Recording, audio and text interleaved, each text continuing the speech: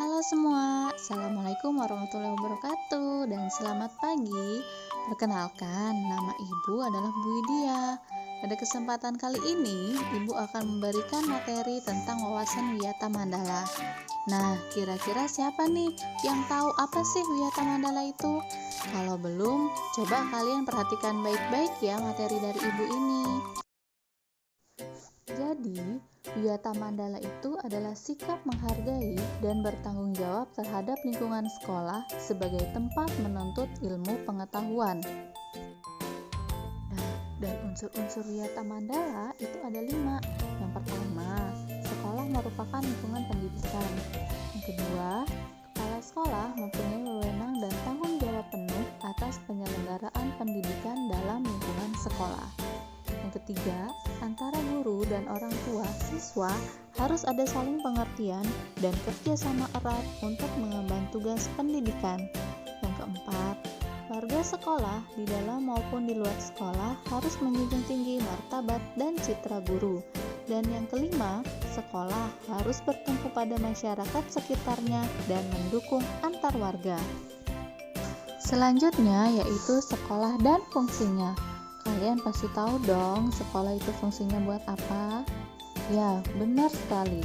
Sekolah merupakan tempat penyelenggaraan proses belajar mengajar, menanamkan dan mengembangkan berbagai nilai, ilmu pengetahuan, teknologi, dan keterampilan.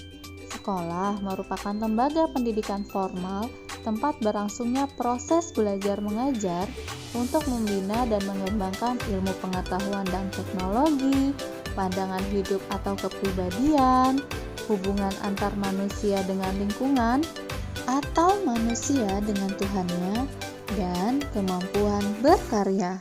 Yang C, fungsi sekolah.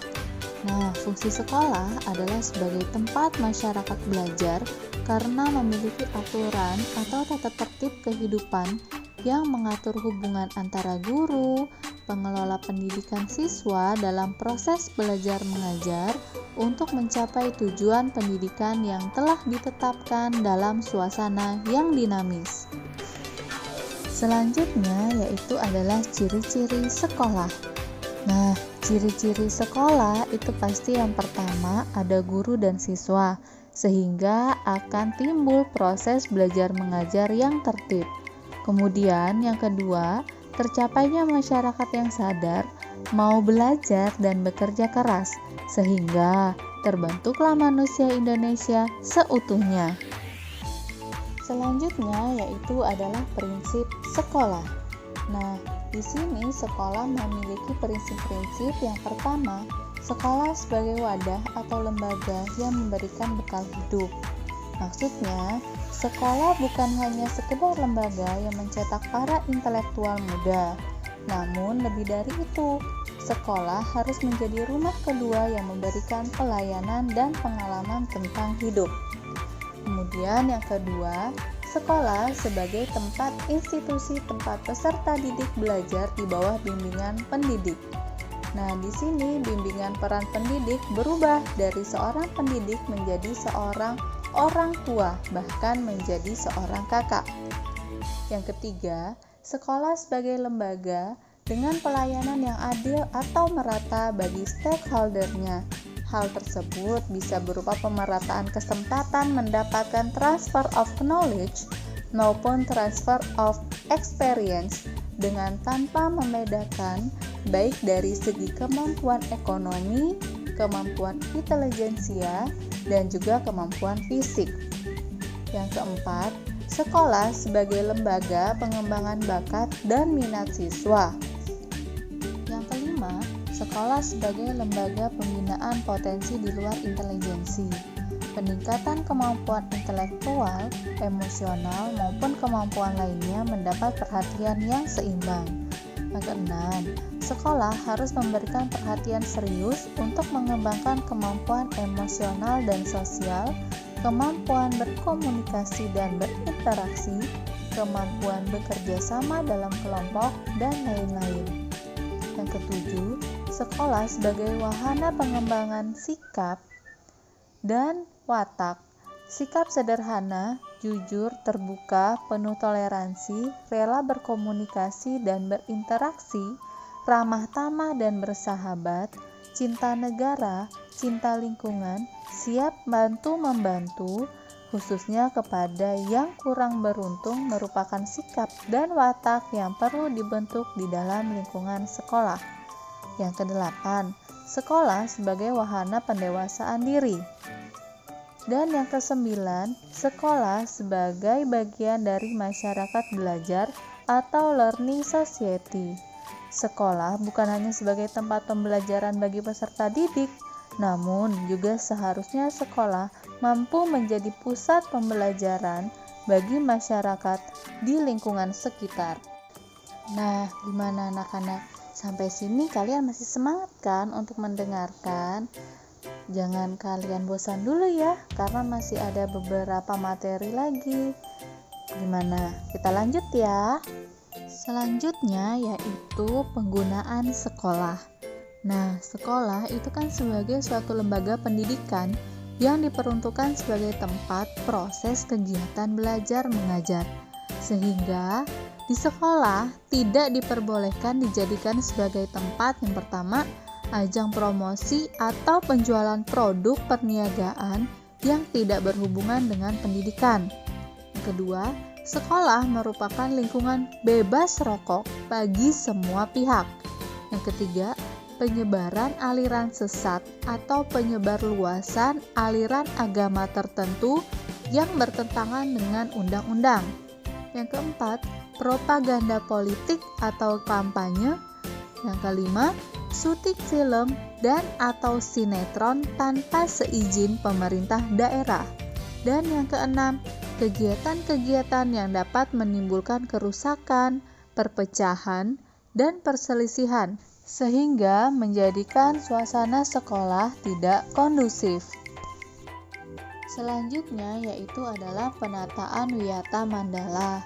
Nah, untuk penataan wiyata mandala di sekolah melalui langkah-langkah yang pertama, meningkatkan koordinasi dan konsolidasi sesama warga sekolah untuk dapat mencegah sedini mungkin adanya kegiatan dan tindakan yang dapat mengganggu proses belajar mengajar, serta melakukan koordinasi dengan komite sekolah dan pihak keamanan setempat untuk terselenggaranya ketahanan sekolah. Yang kedua, melaksanakan tata tertib sekolah secara konsisten dan berkelanjutan. Yang ketiga, mengadakan penyuluhan bagi orang tua dan siswa yang bermasalah, serta melakukan penyuluhan dan pembinaan kesadaran hukum bagi siswa.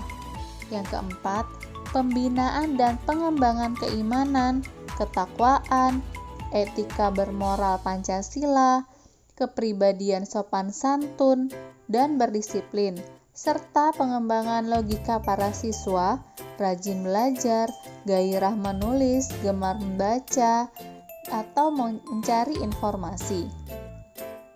Kemudian, mengikutsertakan siswa dalam kegiatan ekstrakurikuler dan pengembangan diri, serta mengadakan karya wisata dalam rangka pengembangan ilmu pengetahuan dan teknologi. Berikutnya yaitu tugas, wewenang, dan tanggung jawab kepala sekolah dalam hal pelaksanaan wiyata mandala.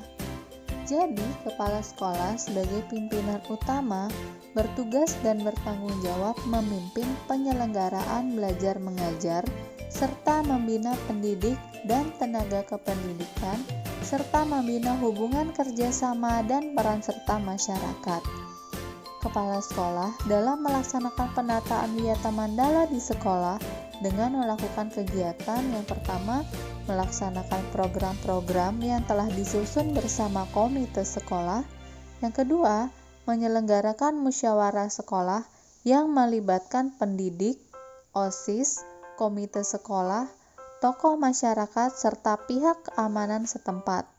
Yang ketiga, menertibkan lingkungan sekolah, baik yang berbentuk perangkat keras atau sarana-prasarana dan perangkat lunak, termasuk tata tertib, tata upacara, peraturan-peraturan, dan lain-lain, serta menyelenggarakan kegiatan yang dapat menunjang ketahanan sekolah, seperti PKS, pramuka, PMR, paskibraka, kesenian, dan sebagainya.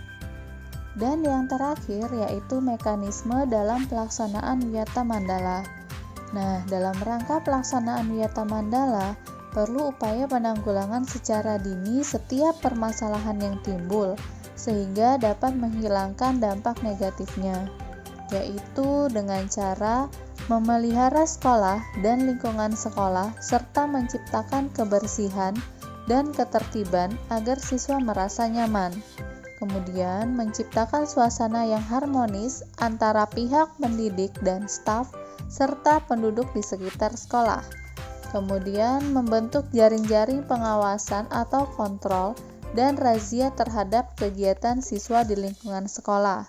Menghilangkan bentuk-bentuk perpeloncoan pada saat MOS, mengisi jam-jam kosong dengan pelajaran atau kegiatan ekstrakurikuler lainnya, dan meningkatkan kegiatan ekskul pada masa awal atau akhir semester dan masa liburan sekolah, serta memberikan sanksi sesuai tata tertib yang berlaku. Nah, bagaimana? Cukup jelas ya materi yang sudah Ibu sampaikan? Mungkin itu saja yang ingin Ibu sampaikan pada pertemuan kita kali ini. Cukup sekian dan terima kasih. Sampai jumpa lagi dan selalu jaga kesehatan ya. Assalamualaikum warahmatullahi wabarakatuh dan selamat pagi.